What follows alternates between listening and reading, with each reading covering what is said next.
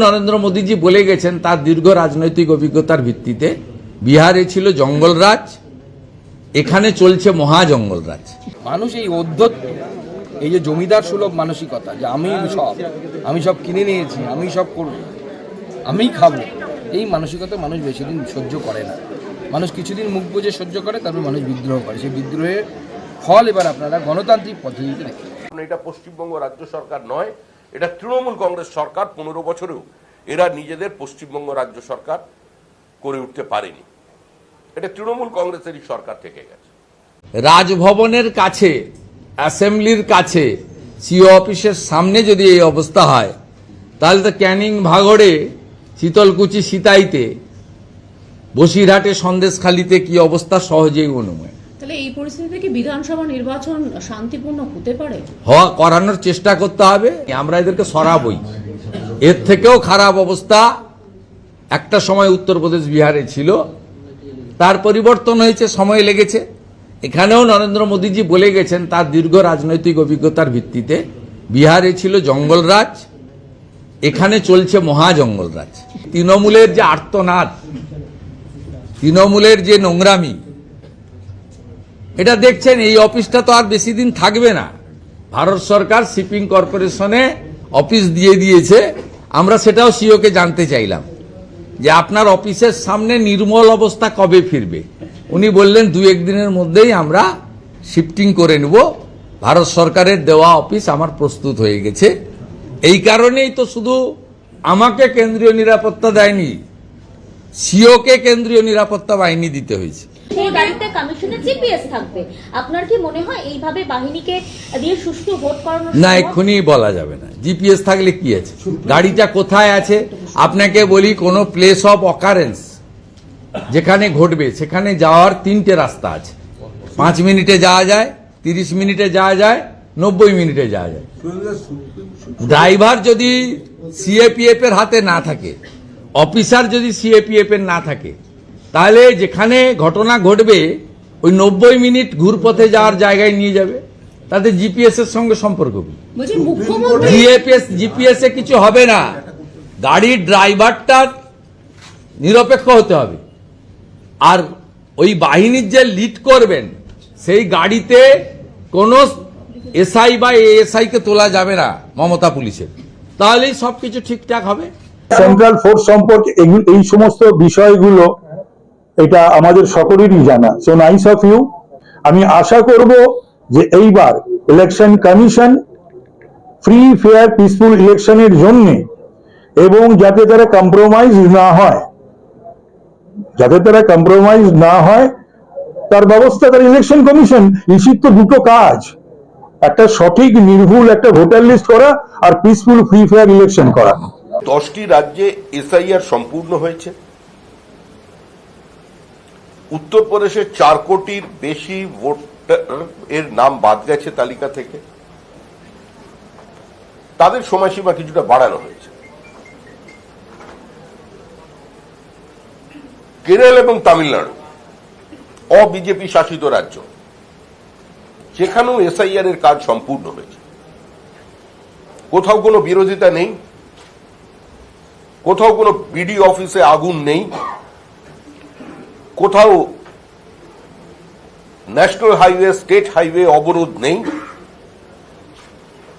কোথাও ভিন্ন দলের BLA-2 এর উপরে আক্রমণ নেই, কোথাও বিএলওদের ভীতি প্রদর্শন করা নেই, কোথাও বিএলওদের বাধ্য করে ফলস ডকুমেন্ট সিস্টেমে আপলোড করবার অভিযোগ নেই।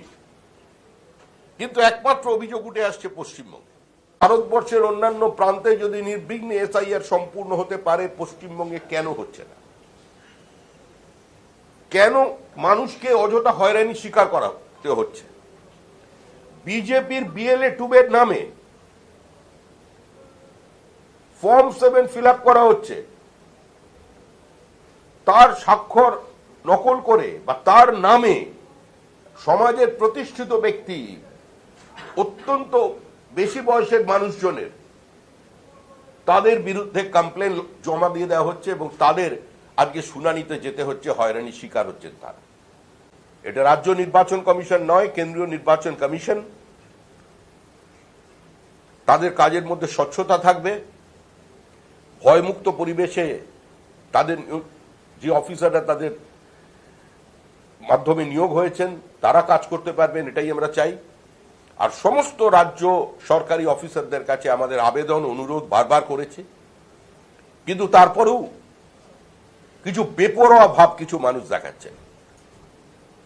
এভাবে কিন্তু চলবে না।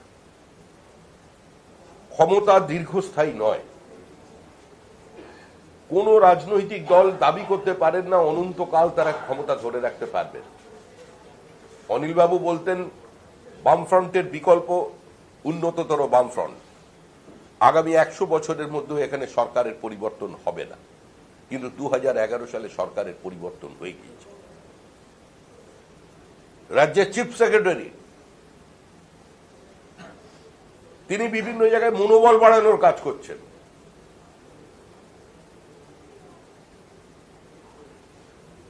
যে সরকার পরিবর্তন হচ্ছে না,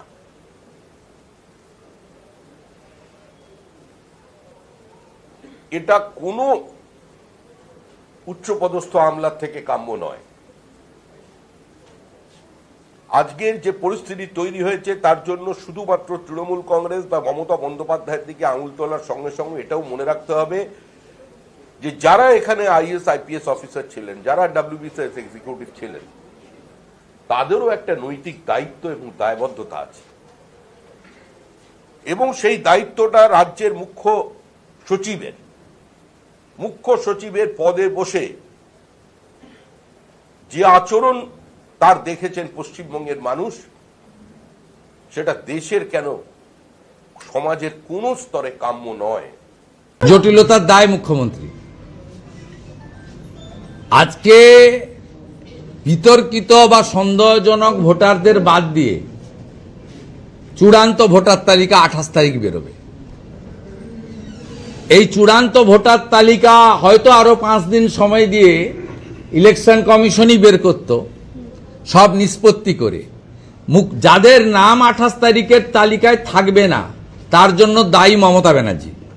কান খুলে শুনে রাখুন, কারণ এটাই চূড়ান্ত ভোটার তালিকা। সাপ্লিমেন্টারি তালিকা তখনই চূড়ান্ত হবে যখন আরপি অ্যাক্ট অনুযায়ী তথ্য কাগজপত্র বিতর্কিত বা সন্দেহজনক ভোটাররা স্যাটিসফাইড করতে পারবে। এখানে কোনো ব্যক্তির হাতে, তিনি জুডিশিয়াল থেকেই আসুন আর যেখান থেকে ইলেকশন কমিশনের হোক আর যারই হোক, এখানে পেপার তথ্য কথা বলবে। আশা করব 28 তারিখের পরে বা সাপ্লিমেন্ট তালিকা বেরোনোর পরে বা না বেরোনোর জন্য তখনও সন্তোষ প্রকাশ করে ভোটার তালিকাকে ওয়েলকাম করে ভোটে যাবেন আপনারা। কারণ অন রেকর্ড আপনারা খুশি প্রকাশ করেছেন, যদিও আমরা জানি আপনাদের নিচের তলার কর্মী সমর্থকরা, র্যাঙ্ক অ্যান্ড ফাইলরা, তারা যে হতাশায় ভুগছে, সেই হতাশা কাটানোর জন্য আপনারা এই আর্টিফিশিয়াল আইপ্যাকের তৈরি করে দেওয়া বিবৃতিটা প্রেসে এনেছেন। কিন্তু আজকে শুধু মাইক্রো অবজারভার নয়, শুধু কেন্দ্রীয় বাহিনী নয়, শুধু general police observer, expenditure observer নয়, এই প্রথম ভোটার লিস্টেও উড়িষ্যা এবং ঝাড়খণ্ড থেকে জুডিশিয়াল অফিসার আনতে হচ্ছে। এর ফলে প্রমাণ হয়ে গেছে যে পশ্চিমবঙ্গে এই সামগ্রিকভাবে ভোটার তালিকার মতো একটি অত্যন্ত চলমান প্রক্রিয়া, 8টা এসআইআর হয়েছে, কখনো এই ধরনের অভূতপূর্ণ পরিস্থিতি তৈরি হয়নি, এবং কখনো এই ধরনের সুপ্রিম কোর্টের হস্তক্ষেপ বা উড়িষ্যা ঝাড়খণ্ড থেকে জুডিশিয়াল অফিসার আনার ব্যবস্থা বিগত দিনে হয়নি। সব কিছুই মানুষ দেখছে, এবং এরপরে আমাদের মনে হয়েছে মমতা বন্দ্যোপাধ্যায়ের প্রশাসন এবং সরকার এটি একটি অষ্টম আশ্চর্য।